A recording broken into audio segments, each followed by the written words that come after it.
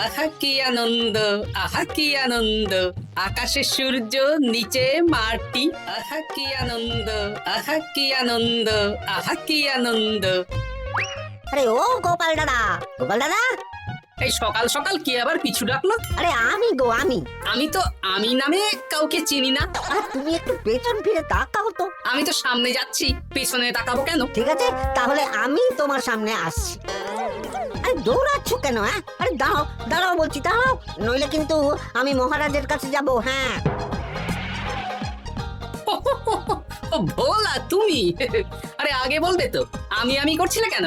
একদম কথা ঘোরাবে না গোপাল দাদা। এবার বলো কি বলছি। দেখো, আমি তোমাকে আগের বছর 50 মোহর ধার দিয়েছিলাম। এ কি, তোমার তো মিষ্টির দোকান, ধার দিলে তো লোকে ছুরি কাঁচি ধার দেয়, তুমি মোহরে ধার দেওয়ার ব্যবসা শুরু করেছো কবে থেকে বলো দেখি? আবার কথা ঘোরানো শুরু করেছো। আমি এবার কিন্তু সত্যি মহারাজের কাছে যাব। আরে মজা করছি তো। আরে বারবার আমাদের মধ্যে মহারাজকে টেনে আনার কি দরকার বলো তো? সে না হয় টানলাম, তবে তুমি ওই আমার 50 মোহর সুদ সহ কবে ফেরত দেবে বলো তো? আর কিন্তু তোমার হাতে ওই 1 সপ্তাহ সময় আছে। হ্যাঁ, 1 সপ্তাহ মানে কতদিন ভাই? 7 দিন, 7 দিন। 7 দিন? আচ্ছা 7 দিন মানে কত ঘন্টা? 24 গুণ 7, মোট ওই 168 ঘন্টা। ও, অনেক সময় আছে। দেখো গোপাল দাদা, তোমার সাথে কিন্তু আমার ওই কাগজে কলমে লিখিত পরিত আছে। হ্যাঁ, যদি ওই সময়ের মধ্যে তুমি আমার কাছ থেকে নেওয়া ওই অর্থ আমাকে ফেরত না দিতে পারো, তাহলে কিন্তু তোমার ওই বাড়ি ঘর সব আমার হয়ে যাবে। হ্যাঁ, হ্যাঁ হ্যাঁ, মনে আছে মনে আছে। এখন রাজসভায় যাই, 168 ঘন্টা পেরিয়ে গেলে চলে এসো, কেমন? বেশ, কথাটা মনে থাকে যেন। হ্যাঁ, তখন আর কিন্তু কোনো চালাকি করতে যাবে না, আমি সোজা মহারাজকে বলে দেবো। ঠিক আছে ঠিক আছে।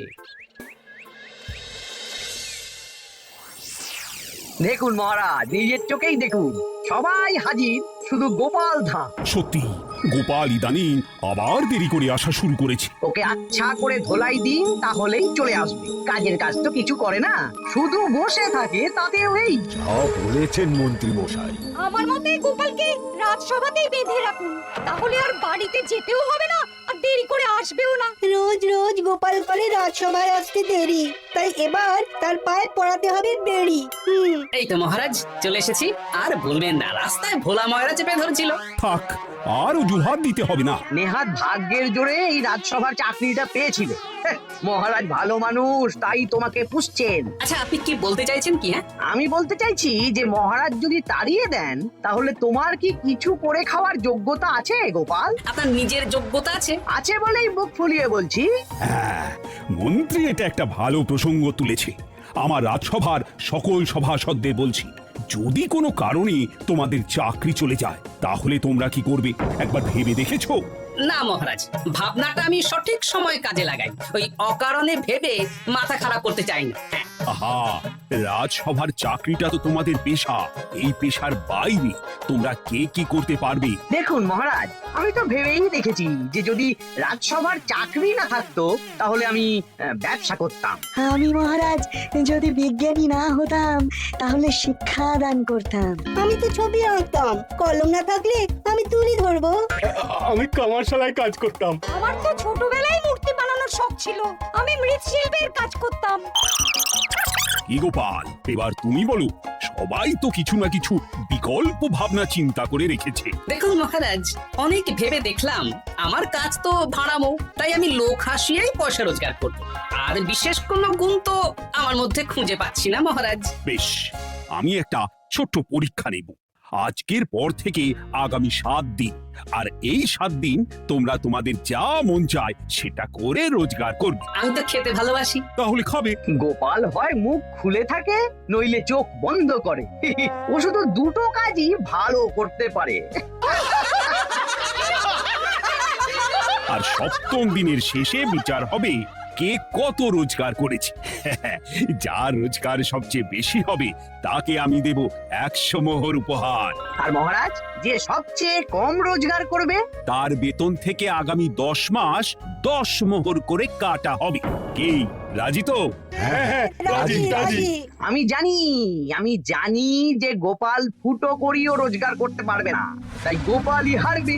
বেশ, আর যদি অন্য কেউ হারে? তাহলে আমি নিজের বেতন থেকে তাকে আগামী 10 মাস 10 মোহর করে দেব। ব্যাস, এবার তোমরা কাজে লেগে পড়ো।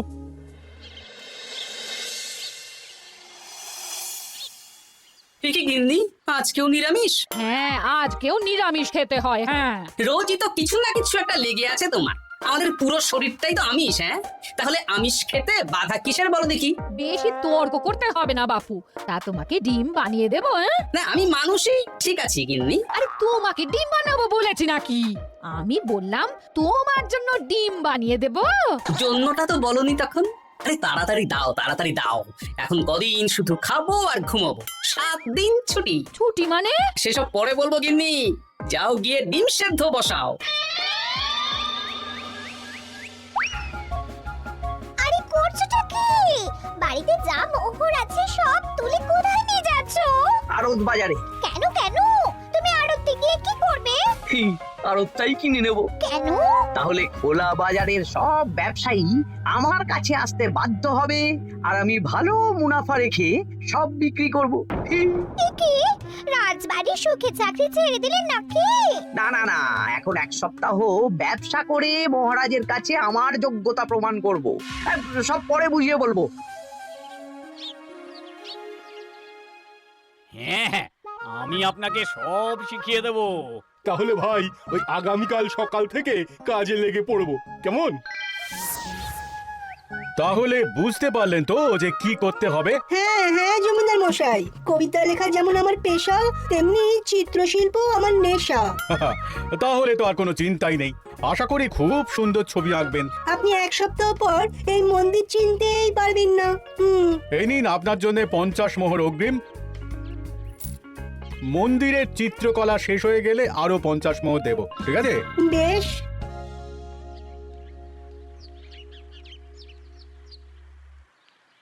এই হাত চালা, হাত চালা। হাত পা সবই তো চালাচ্ছি মন্ত্রী মশাই। আপনি এত শাকসবজি আনাজ দিয়ে করবেনটা কি? আমি এখন 7 দিন কৃষ্ণনগরের বাজার নিয়ন্ত্রণ করব, তাই সব জিনিসপত্র আড়ত থেকে আমি নিজেই কিনে নিয়েছি। এবার সাধারণ বাজারের দোকানদাররা আপনার কাছে আসবে। কাল সকাল থেকে শুধু মোহর গুনবো।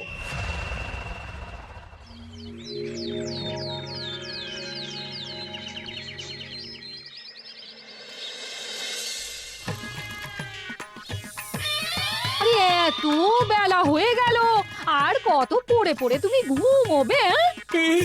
এত লম্বা ছুটি পেয়েছি, এখন তো বিশ্রাম নিতেই হবে গিন্নি। কিন্তু পুকুর ঘাটে গিয়ে তো আমি অন্য কথা শুনলাম। তুমি আবার কি শুনেছো? তোমাদের মহারাজ নাকি বলেছেন আগামী 1 সপ্তাহ তোমরা সকল সভাসদেরা ওই সকল সভাসদেরা নিজের ইচ্ছে মতো কাজ করে রোজগার করব। আমার কাজ তো ভাড়ামো করা, তাই ভাড়ামোর সুযোগ এলে সেটাই করব। কিন্তু যদি সুযোগ না আসে, তাছাড়া যার রোজগার সবচেয়ে কম হবে তার তো বেতন থেকে 100 মোহর কাটা হবে গো। এই খবরও পেয়ে গেছো? বাবা, পুকুর ঘাট না পরনিন্দা পরচর্চা কেন্দ্র? হ্যাঁ, ওসব বাজে কথা বাদ দিয়ে কোনো কাজ শুরু করো, কাজ শুরু করো। এরকম গা এলিয়ে শুয়ে থাকলে ভগবান এসে তোমাকে পয়সা দিয়ে যাবে না গো। গোপাল দাদা, ও গোপাল দাদা, বলছি গোপাল দাদা, কি খবর গো? এই তো গতকাল তোমার সাথে কথা হলো, আজ একেবারে বাড়িতেই চলে এসেছো। তোমার যা হালচাল তাতে তো মনে হচ্ছে ওই কদিন পরে বাড়িটা আমারই হবে। আর সেই আশাতেই বসে থাকো। এই ভোলাময়রা এসেছে কেন গো? এসব কি বলছে? মা ঠাকুরুন, আপনার কাছে আর কি লুকাবো? বহুদিন আগে গোপাল দাদা আমার কাছে 50 মোহর ধার নিয়েছিল। সেই ধারের থেকে 5 মোহর এখনো আমাকে শোধ করেনি। সে কি? হ্যাঁ, শর্ত অনুযায়ী যদি গোপাল দাদা আগামী ওই 6 দিনের মধ্যে ধার না শোধ করতে পারে, তাহলে এই বাড়ি আমার হয়ে যাবে। তুমি আমাকে এত বড় কথা লুকিয়ে রেখেছো? না, আমি বলবো বলবো করে বলা হয়ে ওঠেনি আর কি। এবার আপনি দেখুন গিন্দিমা কি করবেন। ভিটে মাটি ছেড়ে কোথায় গিয়ে উঠবেন দেখুন। ইগো, এতেও তোমার হুঁশ হয় না? ধুর, এই অযথা চিন্তা করো না তো, কিছু না কিছু একটা হয়ে যাবে।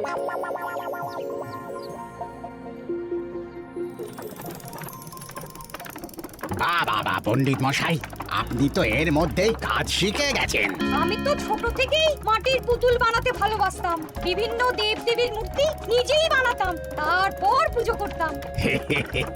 আমার পরম সৌভাগ্য আপনার মতন পণ্ডিত মানুষ আমার কুমোর শালায় কাজ করছেন। কোনো কাজই তো ছোট নয়। সত্যি সভাকবি মশাই, আপনার তুলিতে জাদু আছে। কি সুন্দর কারুকার্য। সবই আমার মা বাবার দান। আমার বাবা খুব বড় চিত্রশিল্পী ছিলেন, উনি হাতে ধরে আমাকে ছবি আঁকা শিখিয়েছেন। বাহ বাহ বাবা।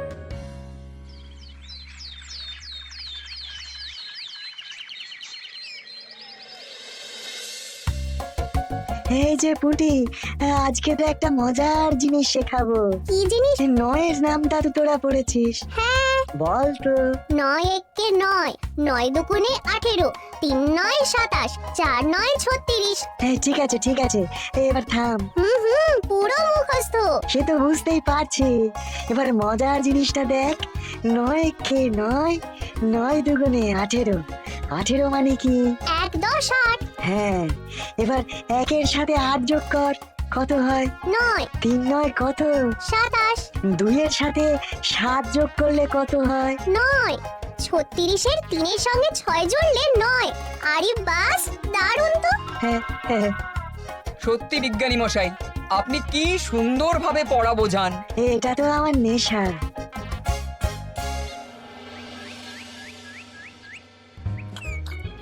বলছি, তুমি তো দিব্যি বাড়িতে বসেই আছো, হ্যাঁ? কিছুই তো করছো না।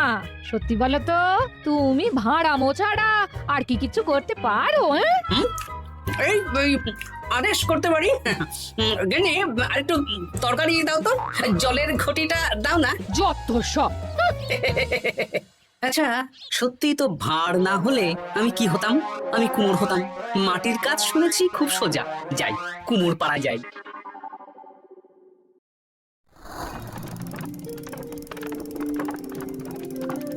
আমার কি সৌভাগ্য, রাজসভার দুজন সভাসদ আমার সঙ্গে কাজ করছে। আচ্ছা, এইভাবে ঘোরাবো? এই যা, হলো না হলো না। এটা কি মুড়ির মোয়া নাকি? দাও, আমাকে করতে দাও, তুমি অন্য কিছু করো।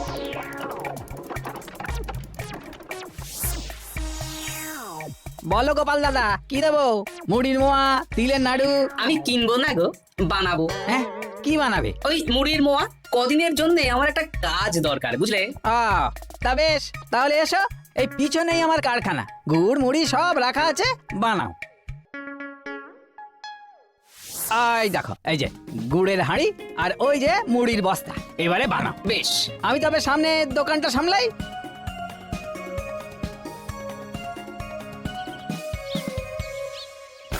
কিসের আওয়াজ হলো? আরে আরে আরে, এ কি করলে গোপাল দাদা? আর বলো না, ওই গুড়টা ঢালতে গিয়ে হাঁড়িটা হাত ফসকে পড়ে গেল। এই তুমি যাও তো, তোমাকে কিছু করতে হবে না, যত সব বিপদ বাড়ানো।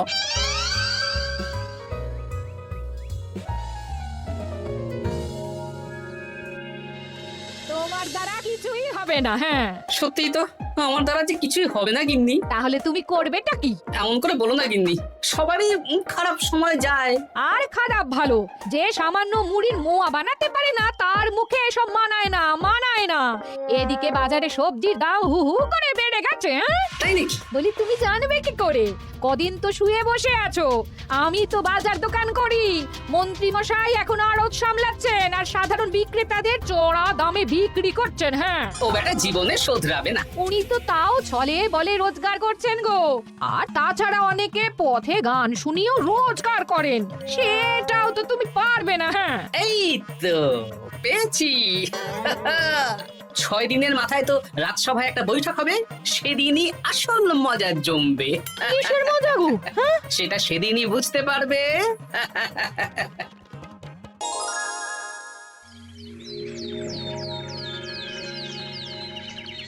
তারপর বলো, আজ তো ষষ্ঠ দিন, আজ অবধি তোমরা কে কত কত রোজগার করেছো? মহারাজ, আমি এখনো অবধি 200 মোহর। বাহ বাহ বাহ, আমি মহারাজ 15 মোহর। হ্যাঁ, আমি 5 মোহর। বিভিন্ন বাড়িতে বাচ্চাদের পড়াচ্ছি, শিক্ষাদান করছি দিনরাত। সেনাপতি, আমি 10 মোহর পেয়েছি, আরো পাবো। আমি 50 মোহর অগ্রিম পেয়েছি, আরো পাবো আগামীকাল। বাহ বাহ বাহ, সবাই তো ভালোই রোজগার করেছো। আর গোপাল, তুমি বলো। মহারাজ আমি এখনো অবধি কোনো রোজগার শুরু করিনি। আমি আগেই বলেছিলাম গোপাল একটা কানা করিও রোজগার করতে পারবে না। আসলে মহারাজ আমি আজ সকালেই আমার প্রতিভা খুঁজে পেলাম। তোমার আবার কি প্রতিভা? আমি ভালো গান গাইতে পারি মহারাজ। আমার ছোট্টবেলার ইচ্ছে ছিল আমি রুদ্ধদ্বার সভা করব, গান গাইবো, আর দর্শক বা শ্রোতারা আমার গান শুনে আমাকে পয়সা দেবে। বাহ বাহ বাহ, তা শোনালে না কেন? আমি চাই আপনারা সবাই আমার বাড়িতে আসুন, আমার গান শুনুন। এই না না না না না, তোমার গান শুনে অর্থ ব্যয় করতে পারবো না গোপাল। যদি শোনাতে হয় তো বিনামূল্যে শোনাও। তুমি ভেবেছো কায়দা করে গান শুনিয়ে রোজগার করবে? সেসব চালাকি কিন্তু চলবে না। না মহারাজ, আমার গান শুনতে আসার জন্য একটা কানা করিও খরচ করতে হবে না। আমি বিনা পারিশ্রমিকে গান শোনাবো। বেশ, তাহলে কবে শোনাবে বলো? এখনই চলুন, শুভস্য শীঘ্রম। আবার যেতে হবে কেন? এখনই শোনাও। আমার আবার নিজের বাড়ি ছাড়া প্রতিভা বিকশিত হয় না। বেশ তো, এই কদিন টানা কাজ করেছি, তোমার গান শুনে মনটা যদি ফুরফুরে হয়ে যায় ভালো তো। চলো গোপাল। আসুন আসুন, সবাই ভিতরে আসুন। আসন পাতা আছে, সবাই বসুন। নাও, এবার গান শুরু করো। দাঁড়ান মহারাজ, আমার গান আমি বাইরের লোককে শোনাতে চাই না। কু কু বাবা, আবার কোকিলের মতন আওয়াজ করছে। কু। নাও নাও, শুরু করো।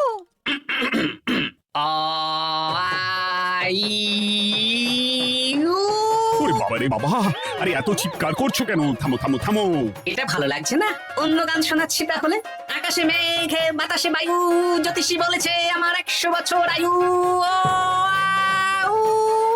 আরে থামো থামো, আরে কান ঝালাপালা হয়ে গেল।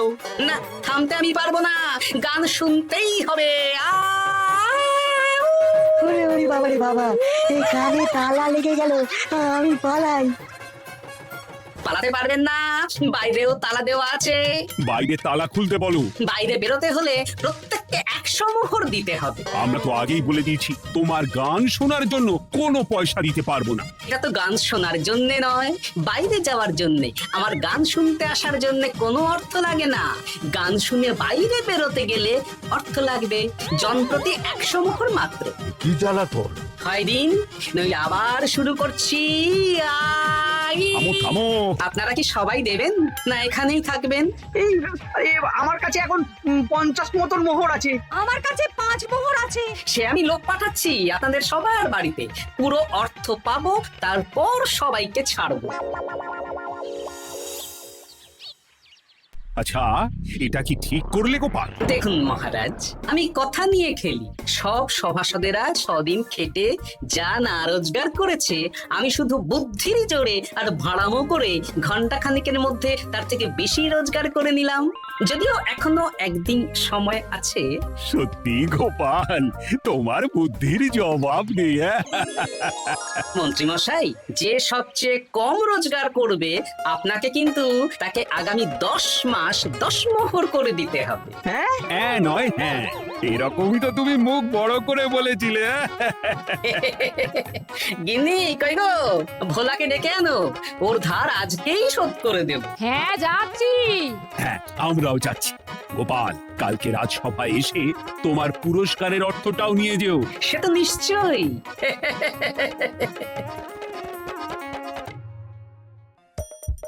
হাসির রাজা, জ্ঞানের রাজা, রসিক রাজা।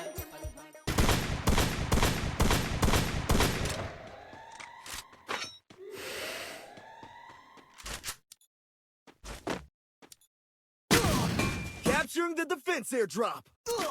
Thanks.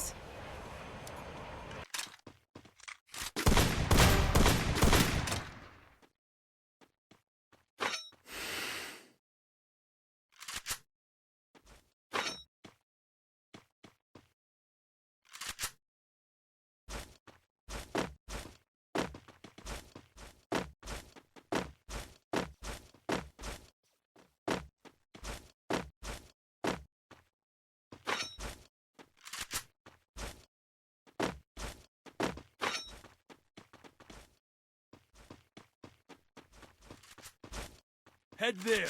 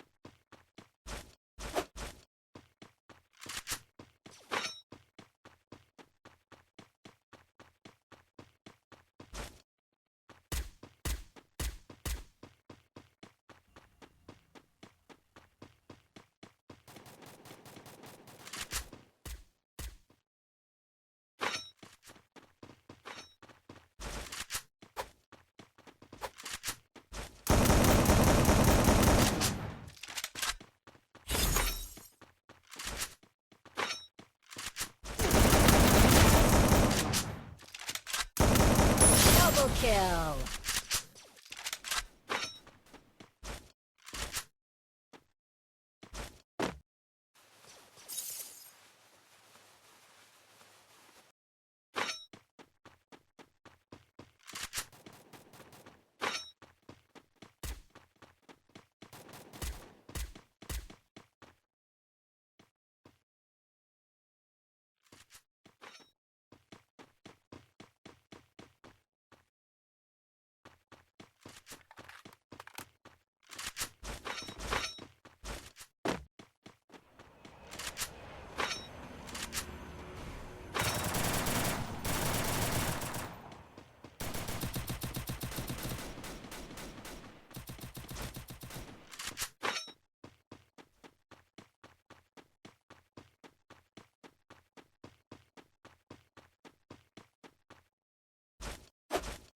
Capturing the revival point.